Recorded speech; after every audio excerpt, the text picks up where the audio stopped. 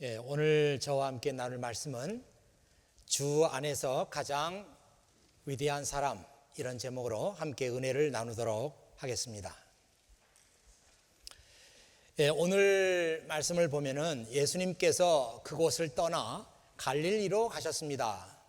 예수님께서 이것을 사람들에게 알리기를 꺼려 하셨습니다. 예수님께서 제자들을 가르치셨습니다. 이렇게 나와 있습니다. 이 말씀을 그 New Living Translation에 보면 이렇게 나와 있어요. Leaving that region, 그 지역을 떠나시면서 They traveled through Galilee, 갈릴리로 여행을 하셨습니다. Jesus didn't want anyone to know he was there.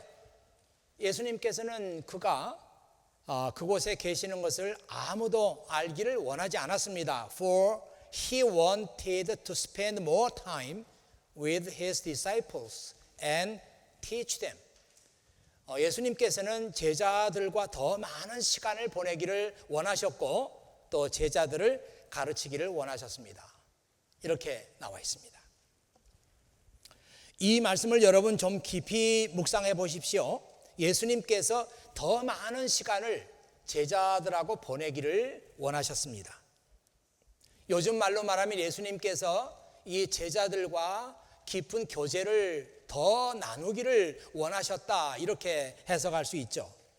우리가 잘못 알고 있는 것이 많습니다. 우리만 예수님과 교제가 필요하다, 이런 식으로 생각하는 경우가 많이 있어요. 그런데 알고 보면은 하나님께서도 또 예수님께서도 우리와의 교제를 원하고 계신다. 아마 이런 생각들은 우리가 쉽게 못하는 것 같습니다. 예수님께서 말씀하시기를, 야, 너희들은 세상을 살아가려면 나하고 교제를 해야 해. 그래서 힘을 얻어야 돼. 그래서 너희는 내게 와서 기도해야 되고 내 말을 들어야 해. 예수님께서 그렇게만 말씀하신 게 아니고 나도 너희들과 나누는 교제가 필요하다, 그렇게 말씀하신 것입니다. 예수님은 이 사실을 제자들을 처음 부를 때부터 말씀하셨어요.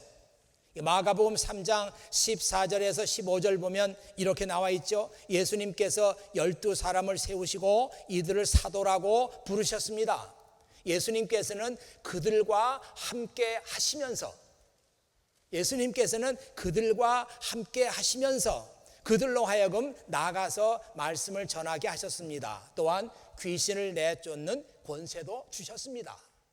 이 말씀 속에 예수님께서 제자들을 부르시면서 가지고 계셨던 세 가지 목적, 이 세 가지 목적 가운데 제일 먼저 나오는 게 그들과 함께 있고 싶어서, 그들과 함께 교제를 나누고 싶어서, 그들과 함께 펠로우십을 하기 위해서, 그것이 예수님께서 제자들을 부르신 첫 번째 목적이었고, 두 번째는 이들을 내보내서 복음을 전파하기 위해서 그들을 부르셨고, 그리고 그들에게 능력을 주어서 병 고치는 그런 일들을 하도록 예수님께서 그들을 부르셨다, 이렇게 나와 있는 거죠.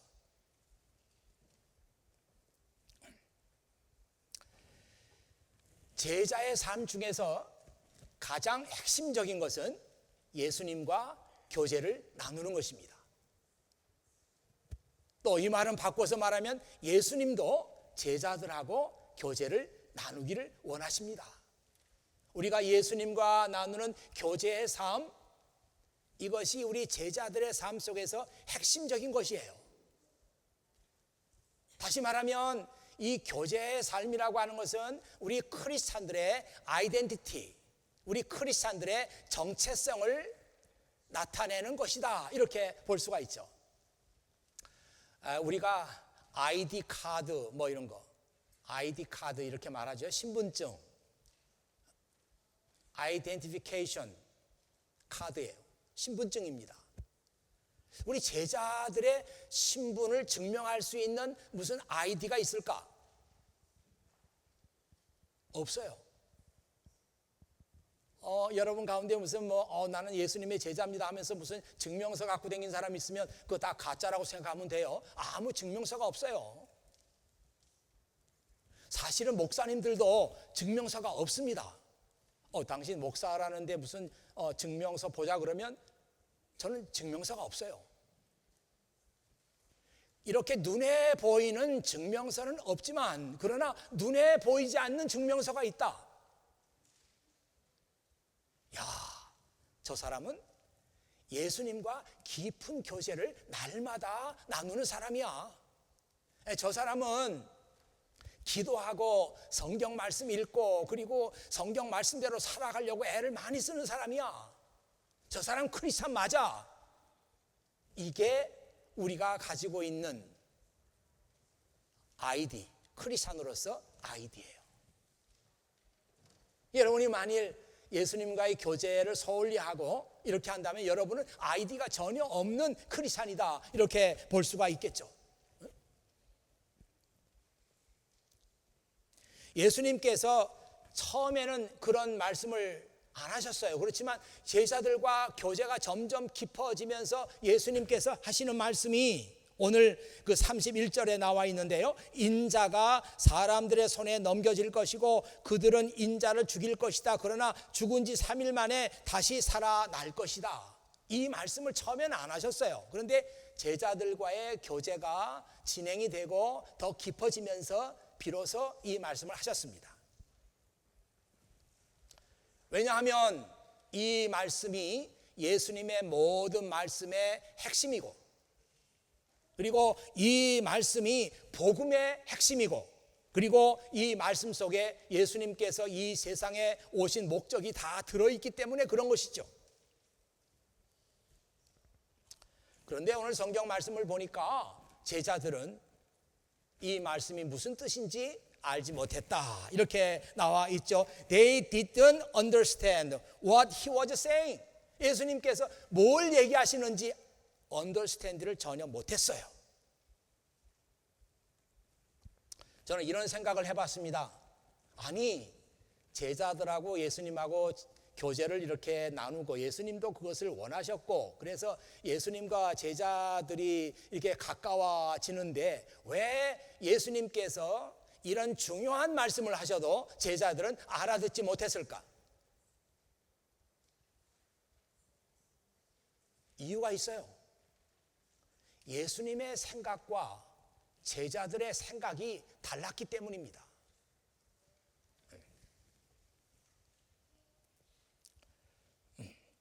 예수님이 꾸던 꿈과 제자들이 지금 꾸고 있는 꿈이 달라요. 보통 우리가 뭐 한 목적을 가진 사람들을 말할 때 한 배를 탔다 그러잖아요. 예수님과 제자들은 한 배를 탄 사람들 맞습니다. 예수님이 성공하면 제자들도 성공하는 거고 예수님이 실패하면 제자들도 실패하는 거예요. 한 배 탄 거 맞습니다. 제자들은 예수님께서 나를 따르라 이렇게 말씀하시는 그 한마디 말씀에다 모든 것을 걸었어요. 그리고 배와 그물을 버리고 예수님을 따랐습니다. 누가복음을 읽다 보니까 그 말씀 속에 레위라고 하는 예수님의 제자를 부르신 말씀이 나와 있거든요. 그때 레위는 세무서에서 그 사무실에서 사무를 보고 있었습니다. 근데 예수님께서 아마 그 세무서에 들어오신 모양이죠. 너는 나를 따르라 이렇게 말씀했을 때 이 레위는 그 자리에서 일어나서 모든 것을 버리고 예수님을 따라 나섰습니다. 배와 그물이 뭐예요? 제자들이 가지고 있는 전부입니다. 레위 같은 사람은 자기 직장도 내려놓고 그리고 예수님을 따랐어요. 제자들은 예수님께 모든 걸 다 걸었습니다. 그러니 예수님과 제자들은 한 배를 탄 것이 맞습니다. 그런데 왜 예수님의 말씀을 제자들이 알아듣지 못했을까? 예수님께서 바라보고 계시는 목적지와 제자들이 바라보고 있는 목적지가 서로 달랐어요.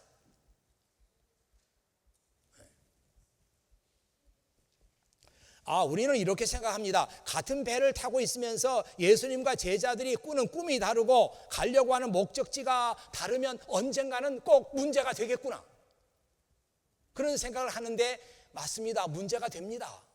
머지않아서 사랑하는 제자 가운데 한 사람이 예수님을 배신하고, 가장 믿었던 제자 중에 한 사람이 나는 예수님과 아무 관계없는 사람이라고 거부하고, 그리고 예수님께서 십자가에 못 박히실 그 결정적인 시간에는 제자들은 다 잠적해버리고, 언젠가는 문제가 될 줄 알았는데 정말 예수님의 스토리를 읽어 내려가면은 문제가 됩니다. 오늘 말씀을 우리가 읽을 때 이런 배경을 가지고 읽어야 좀 이해가 잘 됩니다. 예수님께서 가이사랴 빌립보를 떠나서 가버나움으로 가셨어요. 네, 제가 이 마가복음 강해 설교를 시작하면서 가버나움에 대해서 오랫동안 얘기를 한 적이 있습니다. 가버나움은 이 갈릴리 호수 북서쪽에 있는 작은 어촌 마을이에요. 작지만 참 아름다운 그런 마을입니다.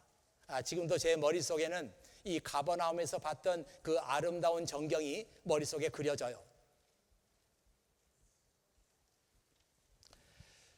예수님께서 가버나움을 자기의 그 모든 사역의 본부로, 헤드쿼터로 삼으셨어요. 여러분 성경을 읽어보면은 사도 바울이 지중해 연안을 이렇게 누비면서 전도를 하잖아요. 사도 바울은 머리가 나쁜 사람이 아닙니다. 즉흥적인 사람이 아니고요, 아주 전략적인 사람이고 깊이 생각하는 사람이에요. 그런 사람이 그 지중해 연안을 따라서 이렇게 선교지를 결정하고 나간다 그러면은 아무 도시나 들르지 않죠. 아주 전략적인 요충지를 찾아가면서 복음을 전했어요. 예수님께서 가버나움을 선교의 헤드쿼터로 삼으셨다면 그만한 이유가 있지 않을까, 그런 생각 들지 않습니까? 이유가 있습니다. 이걸 제가 마가복음 강해 설교하면서 처음에 아주 힘줘서 얘기했는데 전혀 처음 듣는 얘기 같죠? 감사합니다. 10번을 해도 처음 듣는 얘기야. 감사해요. 이 가버나움은 작은 마을이지만 이 가버나움으로 비아 마리스라고 하는 그런 길이 지나갑니다. 비아 마리스, 비아라고 하는 것은 그 통한다는 뜻이고, 마리스라고 하는 것은 바다란 뜻입니다. 이 바다 옆으로 지나가는 길이다. 그래서 비아 마리스라고 하는 그런 길이 가버나움을 통과해요. 그래서 마태복음 4장 15절에 보면 그 길 이름이 나오는데, 거기에는 해변의 도로, 해변의 길이라고 그렇게 나오는데 그 길이 비아 마리스예요. 그러니까 이 해변으로 지나가는 이 길목에 가버나움이 있어요. 그리고 여기에는 많은 대상들, 많은 캐러밴들이 이 가버나움을 지나갑니다. 저는 그 가버나움에서 그때 세워놨던 그 도로 표지판 있잖아요. 그 도로 표지판들을 다 봤어요. 이 캐러밴들은 이쪽에서 나는 물건 사다가 이쪽에 팔고, 저쪽에서 나는 물건 파다가 여기다 팔고, 이래서 이제 이익을 남기는 장사들 아닙니까? 이 장사들이 가버나움을 지나가면서 세상에서 돌아다니고 있는 모든 뉴스들을 다 전해줍니다. 그리고 이 가버나움에서 일어나고 있는 작은 동네 아니에요? 작은 동네에서 일어나고 있는 이 일들이 놀랍게도 이 캐러밴들의 입을 통해 가지고 세계로 전해지는 거예요. 그러니까 저는 성경에는 그런 얘기가 다 나와 있지는 않지만 캐러밴들의 입을 통해 가지고 예수님께서 하셨던 그 일들도 전파가 됐으리라, 그렇게 보는 거예요. 예수님께서 이 가버나움에 도착하셔가지고 제자들에게 물으셨어요. 야, 너희들 길가에서 보니까 막 싸우던데 너희들 뭘 가지고 그렇게 싸웠느냐? 그런데 아무도 이 말에 대해서 대답하는 제자가 없어요. 묵묵부답이야. 그 이유는 뭔가 하면 이 제자들이, 성경에 나와 있잖아요. 이 제자들이 길가에 오면서 싸웠는데 뭘 가지고 싸웠는가 하면 우리 가운데 누가 높으냐, 이 문제 가지고 싸웠다는 거예요. 그러니 여러분, 예수님은 제자들에게 하나님의 말씀을 가리키면서 누누이 누구든지 나를 따르려면 자기를 부인하고 자기 십자가를 지고 나를 따르라, 이렇게 제자의 삶에 대해서 가르쳐도 제자들의 마음속에는 다른 게 들어있어요. 예수님은 자기 포기를 말하고 섬김을 말하지만 제자들은 성공을 원하고 번영을 원하고 높은 자리를 원하고 권력을 원하고 명예를 원하고 세상에 나가서 받을 높은 보수를 원합니다. 이게 제자들이에요. 그러니까 정말 같은 배를 타고 있는 사람은 맞지만 생각하는 게 다르고 목적지가 달라요.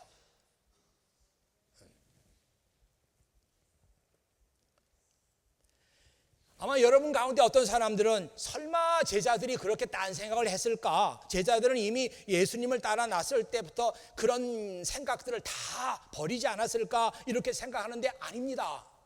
세월이 지나고 시간이 지나갈수록 제자들의 마음속에는 더 성공에 대한 야망이 불탔어요. 그래서 오늘은 9장을 읽었지만 10장에 보면 그런 말씀이 나오죠.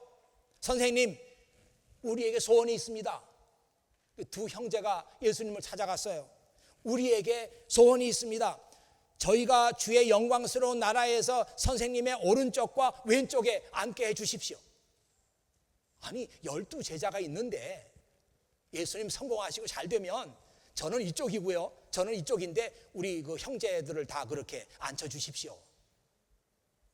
이런 생각을 하고 있던 사람들이 제자들이에요.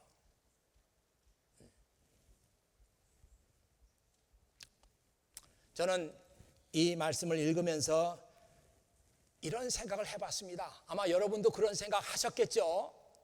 야, 그러면 우리 크리스찬들이 야망을 갖는 것이 옳은 일이냐, 그른 일이냐?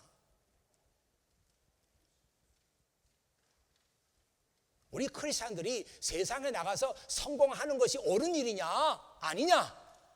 여러분 그런 생각 안 해보셨어요? 성경 읽으면서, 예수님 말씀 읽으면서 그런 생각 안 해보셨습니까?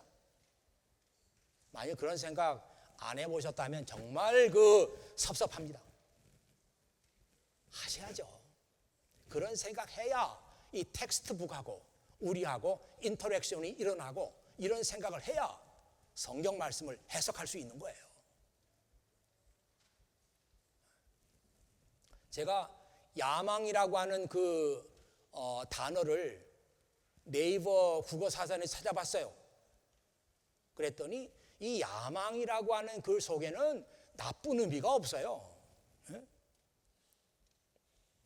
그 야망이라는 그 데피니션이 어떻게 나와 있는가 하면은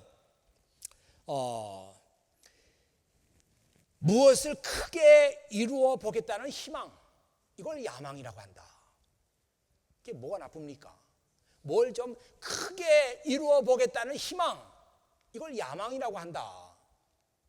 그게 뭐 잘못된 얘기가 그 안에 없잖아요. 청년들아, 야망을 품어라. 그런 얘기를 우리가 또 들어서 알고 있습니다. 우리가 품어야 할 야망, 뭔가 좀 크게 이루어 보겠다. 야망, 우리 크리스찬들이 그런 거 가져도 되나 안 되나? 그런 생각이 우리에게 듭니다. 왜냐하면 오늘 예수님 말씀이 그걸 우리에게 요구하고 있어요. 너희가 첫째가 되려고 하는 사람은 다른 사람 밑에 들어가서 그 사람을 섬기는 사람이 되어야 된다. 그렇게 예수님께서 말씀하시는데, 우리가 이 세상에서 야망을 가져도 되나? 이런 생각 자연히 들지 않습니까? Boys be ambitious. 이 얘기를 제일 먼저 한 사람이 윌리엄 스미스 클락이라고 하는 사람인데요. 이 사람은 반갑게도 매사추세츠 출신입니다. 그리고 엠허스트 칼리지를 졸업했어요. 그리고 유니버시티 오브 매사추세츠 엠허스트에 있는 그 대학의 총장도 지낸 사람입니다. 이 사람은 화학, 식물학, 동물학, 농업 다방면에 있어서 아주 탁월한 학자였어요. 그 미국이 그때 시빌 워를 겪고 있었는데 그 시대가 낳은 학자들 가운데 가장 위대한 학자 가운데 한 사람이었습니다. 그런데 이 사람을 일본 정부가 초청을 했어요. 시빌 워니까 뭐 그때가 몇 년도겠습니까? 이 1826년에서 1886년까지 이분이 살았으니까 시빌 워가 그때 일어났던 거예요. 일본 정부가 이 사람을 초청했어요. 우리나라에 와서 당신의 학문을 우리 일본 청년들에게 가르쳐 달라고. 근데 이분은 대단한 크리스찬입니다. 그래서 조건을 내걸었어요. 내가 가서 일본 청년들에게 내 학문을 전수하는 건 쉽다. 그러나 조건이 있는데 내가 남는 시간에는 일본 청년들에게 성경을 가르치겠다. 이렇게 조건을 내걸었어요. 이건 말도 안 되는 조건인데 일본 정부는 이 사람이 워낙 탁월하고 또 거절했다가는 놓칠 것 같아서 수락을 했습니다. 그래서 이 클라크 교수는 그가 가지고 있는 모든 학문을 일본 청년들에게 홋카이도 대학, 홋카이도 유니버시티, 지금은 홋카이도 유니버시티인데 그때는 사포로 애그리컬처럴 칼리지라고 그랬어요. 삿포로 농과대학이라고 조그만 그 전신이 그겁니다. 근데 지금은 홋카이도 유니버시티가 됐죠. 그래서 그 대학에 가서 자기가 가지고 있는 학문을 가리키고 남는 시간에는 성경을 가리켰습니다. 이 얘기가 무슨 얘기냐면 이 클라크 교수는 일본 청년들이 앞으로 훌륭한 인재가 되고 일본을 움직일 수 있는 그런 그 청년들이 되는 것은 내가 전해주는 학문 때문이 아니라 하나님의 말씀을 이 아이들이 받아들임으로 말미암아 일본을 세워나가는 인재들이 될 것이다. 이런 생각을 가지고 그렇게 했던 거예요. 그래서 마지막 이제 2년 계약이 다 끝나고 이 홋카이도 유니버시티를 떠나면서 교정에 가득 모인 그 일본 청년들 앞에서 마지막 고별사를 한 것이 바로 그 얘기예요. 여러분 그 지금 왼쪽에는 홋카이도 유니버시티의 교정에 세워져 있는 그 클라크 교수의 동상이고요. 그 동상 밑에 바로 Boys be ambitious라고 하는 그가 남겼던 말 가운데 딱 하나만 잘라가지고 이렇게 써져 있고 오른쪽에는 그가 남겼던 메시지가 풀 텍스트로 이렇게 나와 있습니다. 잘 안 보이시죠? 제가 그 얘기를 설교문에다가 써놨습니다. 이렇게 되어 있어요. Boys be ambitious. 뭐 보이스지만 이게 뭐 소년들아 하는 것보다도 대학생이니까 청년들이요 이렇게 번역하는 게 멋있죠. 청년들이요. Boys be ambitious. 야망을 품으십시오. Be ambitious not for money. 돈에 대한 야망을 말하는 게 아닙니다. Or for selfish aggrandizement. selfish aggrandizement라는 게 자기를 막 부풀려서 과장하는 거예요. 자기를 굉장한 사람으로 이렇게 포장하는 겁니다. 그러니까 돈에 대한 야망을 내가 지금 말하는 게 아니고 이 청년들이요, 내가 여러분에게 좀 이기적으로 여러분의 인생을 부풀리고 하는 그런 그 야망을 가지라는 그런 얘기 아닙니다. Not for that evanescent thing which men call fame. 사람들이 fame이라고 부르는 evanescent thing, 다 지나가는, 다 의미 없는 일들, 이런 것들에 대한 그 야망을 가지라고 말하는 거 아닙니다. Be ambitious for the attainment of all that a man ought to be. 인간이라면 마땅히 가져야 될 그런 것들을 얻기 위한 야망을 가지십시오. 클라크 교수는 이 얘기했던 거예요. 근데 이제 사람들은 뒷얘기는 뭐 중요하지 않다 보고 boys be ambitious, 그것만 자꾸 얘기하는 거죠. 야, 저는 이 얘기를 읽으면서 야, 지금은 왜 이런 영향력 있는 크리스찬이 나오지 않는가? 지금이야말로 정말 이런 크리스찬들이 나와서 이 젊은이들에게 꿈을 심어주고 비전을 심어주고 야망을 심어줘야 될 게 아닌가, 그런 생각이 많이 들었어요. 그가 말하는 야망은 성공에 대한 야망도 아니고 돈에 대한 야망도 아니고 자기 자신을 과장해서 다른 사람에게 어필하려고 하는 그런 야망도 아니고 정치적으로 성공해봤다는 그런 야망도 아니고, 그가 품었던 얘기는 인간으로서 당연히 가져야 될 그것을 얻기 위해서 큰 희망을 가져라. 예, 인간이라면 마땅히 가져야 될 거, 이게 뭐예요? 이게 돈입니까? 이게 명예입니까? 이게 권력입니까? 뭐예요? 인간이라면 이게 있어야 되지 않나? 참 인간이라면 이게 있어야 되지 않나? 적어도 셀피시한 인간이 아니라 참 인간이 돼서 인생을 자유롭게 살고 많은 사람에게 영향력을 줄 수 있는 사람이라면 이게 있어야 되지 않나? 그걸 얻으려고 해라. 이게 클라크 교수가 남긴 말이었어요.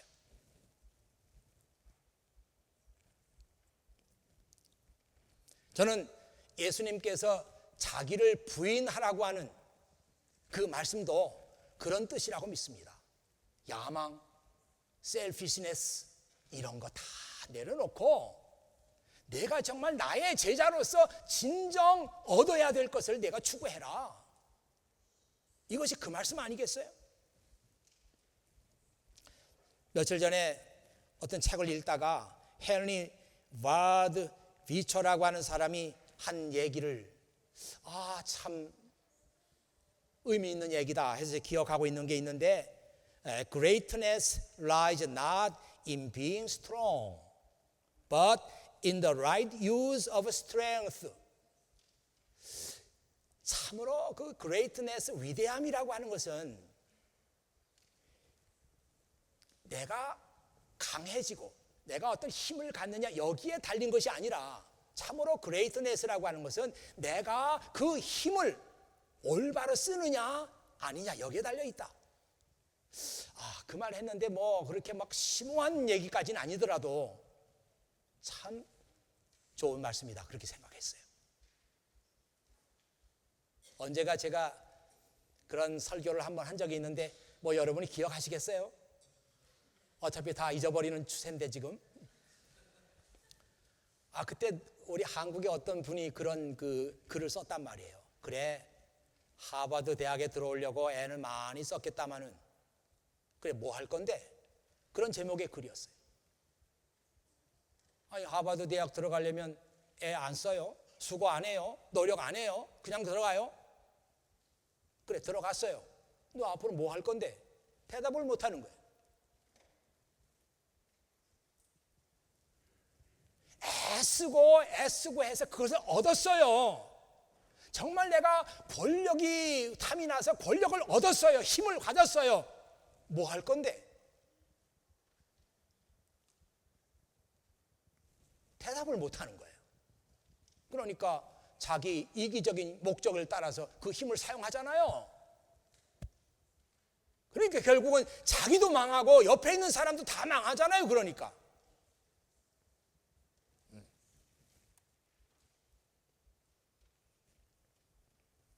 저는 우리 크리스찬이 가져야 될 올바른 가치관, 우리 크리스찬이라면, 예수님의 제자라면 당연히 이런 생각을 해야 한다. 그게 크리스찬 가치관 아니에요.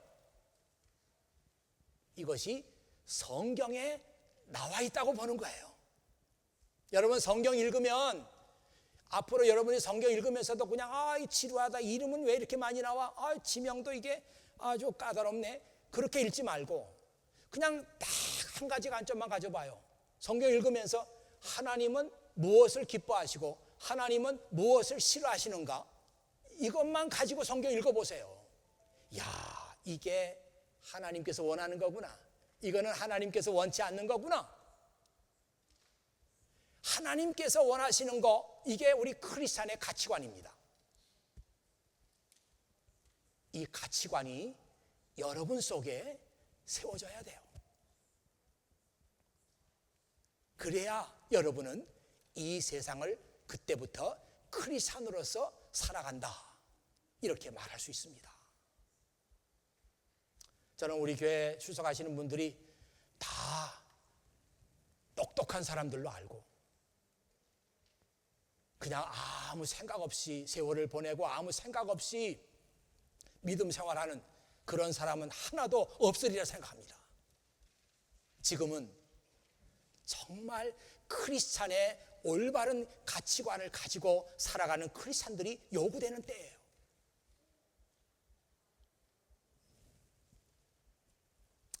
예수님께서 하신 말씀을 한번 들어보세요.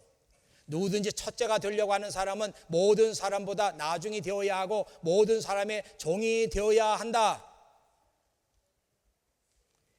Whoever wants to be first must take last place. 누구든지 그 넘버 원이 되려고 하는 사람은 맨 마지막 자리를 차지해야 한다. And be the servant of everyone else. 그리고 모든 사람의 서번트가 되어야 한다. 우리말에는 서번트라는 말을 종으로 번역했습니다. 지금 종이란 말을 누가 씁니까?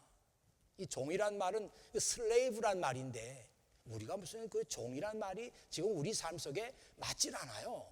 종이라는 말을 쓸 데가 없습니다. 그러니 아마도 이 성경도 슬레이브란 말 빼고 서번트란 말을 썼어요. 이 서번트라고 하는 말은 다른 사람을 이렇게 섬기는 사람 아니에요? 서번트라는 말을 그냥 무슨 하인이다 이렇게 번역해도 좀 기분이 안 나고 그냥 서번트라고 해요.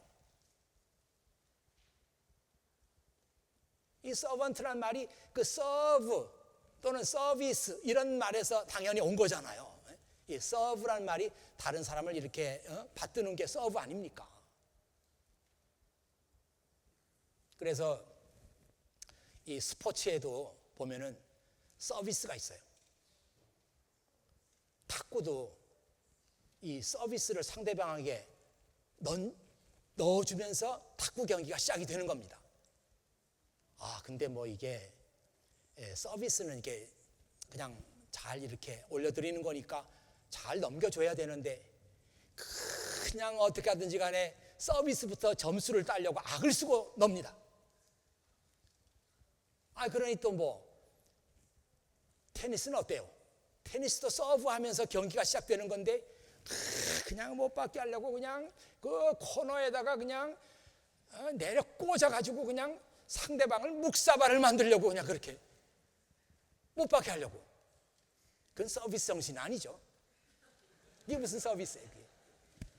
근데 제가 스포츠를 보니까 딱 한 가지 경기에 이게 진짜 서브 제대로 하는구나 그런 경기가 있더라고요. 배드민턴입니다. 배드민턴은 그것도 서비스하면서 시작이 되는데 그냥 공을 올려놓고 막 때려 꽂으면서 시작되는 게 아니에요. 이 배드민턴 서비스 규정은 매우 까다롭습니다. 그래서 휘둘리지 못하게 돼 있어요. 그냥 살짝 곱게 예쁘게 넘겨주게 돼 있어요.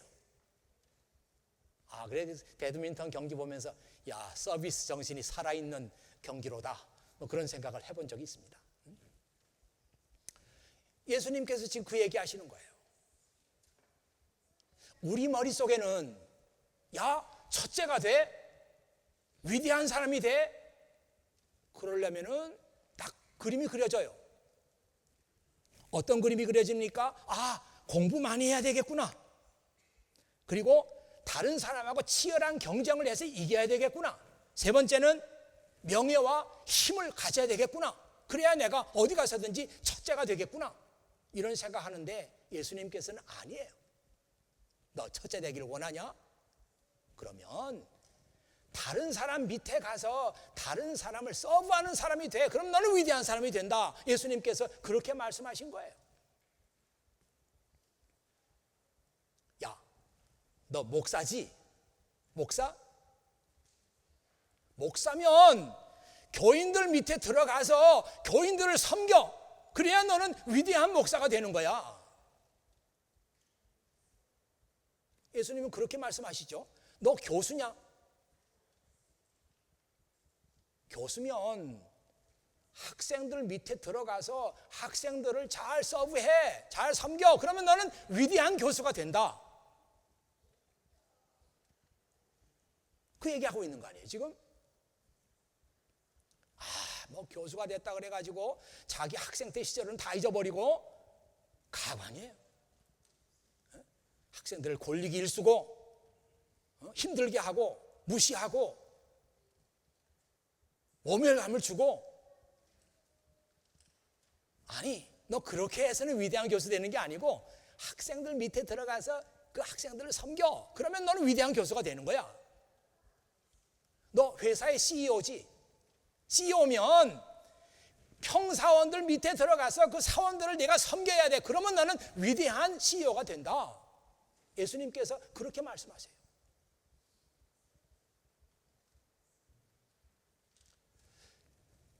우리 크리스찬들이 이 성경 읽으면서 많이 그 범하는 오류 중에 하나가 이 성경을 잘못 해석하는 거예요. 그리고 이 성경을 너무 문자적으로만 해석하려고 하는 그런 경향이 있어요. 그래서 그런 사람을 보면 야, 이 사람 믿음이 굉장하구나 이렇게 보는 경향이 있는데 그건 잘못된 겁니다.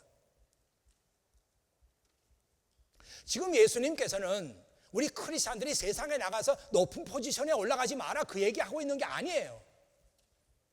프레지던트도 되고 매니저도 되고 슈퍼바이저도 되고 CEO도 되고 폴리티션도 되고 다 우리는 돼야 돼.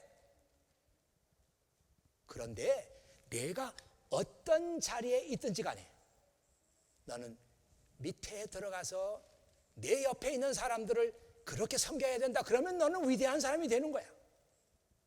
예수님께서 그 얘기를 하고 계십니다. 요즘에 그래서 이 서번트 리더십이란 말이 뭐 이제는 쉽게 들을 수 있어요. 리더십에 대해서 여러 가지 유형을 얘기하면서도 서번트 리더십이라는 게 하나의 그냥 자리를 차지하고 있어요. 이제는. 예전에는 뭐 전통적인 리더십 그러면 카리스마 그리고 힘을 가지고 밑에 사람들을 지배하는 거예요. 그걸 끌고 가는 거예요. 그런데 점점 반성이 생기죠. 야, 그런 식의 리더십을 가지고 정말 사람들의 마음을 진정으로 얻고 있는 것이냐? 아니에요. 그냥 무서워서 따라가는 거지. 그래서 요즘에 많이 얘기되는 게 서번트 리더십입니다. 이건 뭐 더 말할 것 없이 성경에 나와 있는 예수님의 리더십이에요. 예수님은 제자들의 발을 닦아주신 분이에요. 그래서 서번트 리더십은 이런 거다 하는 것을 우리에게 보여주셨어요. 이제 마지막으로 한 말씀 더 드리고 설교를 마치겠습니다. 저도 그렇고 여러분도 그렇고 어쩌다가 이 시대에 태어났습니다. 우리 의사가 아니었어요.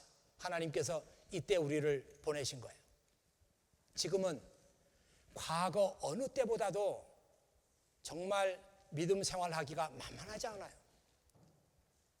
성경 어디를 펴고 어느 말씀을 읽어봐도 정말 마음 편하게 읽을 만한 말씀이 없어요. 다 읽으면 현실하고 너무 달라. 말씀이 고민이 돼요. 여러분보다 어쩌면 저의 고민이 더 깊습니다. 저는 이 말씀을 가지고 설교를 해야 하니까 여러분 그냥 가만히 있으면 되는데 저는 설교를 해야 돼요. 그 고민이 얼마나 깊습니까? 야, 이 말을 듣는 우리 교우들은 참 말도 안 되는 말이야 이렇게 생각하면서 들을 텐데 나는 그 앞에서 땀을 흘리면서 얘기를 해야 돼요. 이런 고민이 있습니다. 저는 이렇게 생각해 봤어요.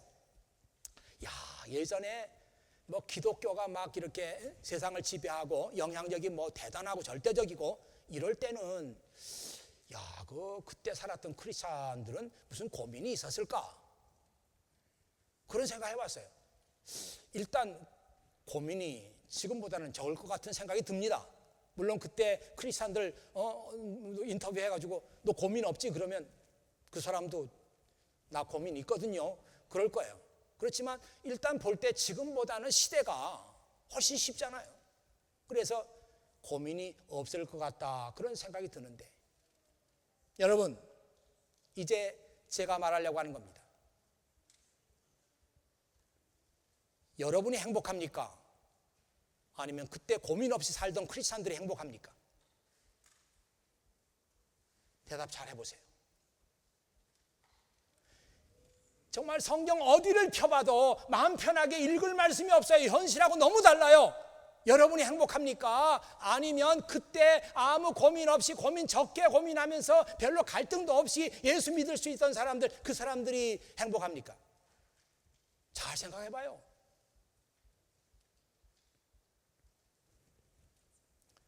우리가 훨씬 더 행복합니다. 하나님은 아무 고민 없이 생각 없이 순종하고 생각 없이 따르는 사람들을 기뻐하는 게 아니라 정말 하나님 말씀 때문에 고민하고 힘들어하고 하나님 이거 말도 안 돼요. 우리 현실하고는 맞지 않는 말씀이에요. 이렇게 의문을 제기하고 그러면서도 결국에는 하나님 그렇지만 하나님 말씀이 옳습니다. 이렇게 하면서 하나님의 말씀을 붙드는 사람, 이 사람을 하나님께서 기뻐하세요. 맞습니까?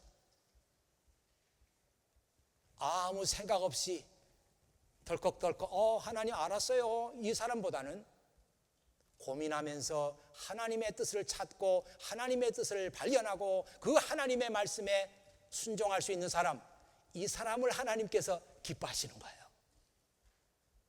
하나님은 큰 아들을 기뻐하지 않고 작은 아들을 기뻐하셨어요. 돌아온 탕자 다 까먹고 나 날리고 나중에 정신 차리고 온 사람, 탕자를 기뻐하셨어요. 예수님께서 말씀하시기를 누구든지 나를 받아들이는 사람은 나를 받아들이는 것이 아니라 나를 보내신 하나님 아버지를 받아들이는 사람이다. 그렇게 말씀하셨습니다. 꼭 이 시대에 살고 있는 여러분들을 위해서 예수님께서 남기신 말씀 같아요. 이 시대에 살아가는 사람들, 고민 많은 사람들, 야, 신앙은 이렇게 얘기하는데 성경은 이렇게 얘기하는데 현실은 너무 다르고 어떻게 하면 좋지? 그 고민 가운데서 끝내 예수님을 받아들이는 사람들, 이 사람은 나를 받아들이는 것이 아니라 나를 보내신 하나님을 받아들이는 사람이다. 이렇게 말씀하셨습니다. 이 축복이, 이 말씀의 은혜가 여러분 모두에게 임하기를 주의 이름으로 축원합니다. 기도하겠습니다. 아버지 하나님 감사합니다. 이 아침에도 아버지 하나님께서 저희들에게 귀한 생명의 말씀을 주셨습니다. 아버지 하나님, 이 시대를 살아가는 우리 크리스찬들 참 마음 편하게 성경 한 구절 읽기가 어려운 그런 시대에 살고 있습니다. 그러나 아버지 하나님께서는 이렇게 걱정하고 고민하면서 하나님의 뜻을 발견하는 사람들, 이 사람들을 더 기뻐하신다고 하는 말씀을 들었습니다. 아버지 하나님, 바로 우리가 하나님께서 가장 기뻐하시는 그런 사람들이 될 수 있는 기회가 우리 앞에 열려 있습니다. 그리고 진정으로 오늘 말씀을 들으면서 저희들은 생각합니다. 어떤 사람이 위대한 사람이냐? 말도 안 되는 선택을 하는 사람입니다. 세상의 가치관은 공부 많이 하고 힘을 소유하고 그래서 다른 사람을 지배할 수 있는 사람, 이 사람이 첫째라고 말하지만 주님은 그렇게 말씀하지 않습니다. 제일 밑에 내려가서 다른 사람을 섬겨라. 그 사람이 진정 위대한 사람이다. 그렇게 말씀하십니다. 이제는 이 말씀을 가지고 한 주일 내내 저희들이 고민하고 한 주일 내내 이 말씀을 붙들고 아버지 하나님 기도하게 하시고 아버지 하나님 이 시대에 내가 어떤 모습으로 살아야 됩니까? 이것 때문에 밤잠을 설치고 그래서 마침내 이 말씀을 붙들 수 있는 믿음의 사람들 되게 하시고 그래서 야 내가 정말 내 말을 듣는구나. 내 말을 듣는 사람은 나를 영접하는 것이 아니라 나를 보내신 하나님을 받아들인 사람이다. 이렇게 축복의 말씀을 들을 수 있는 그런 인생을 저희들이 선택하고 살아가도록 도와주시옵소서. 예수님의 이름으로 기도하옵나이다. 아멘.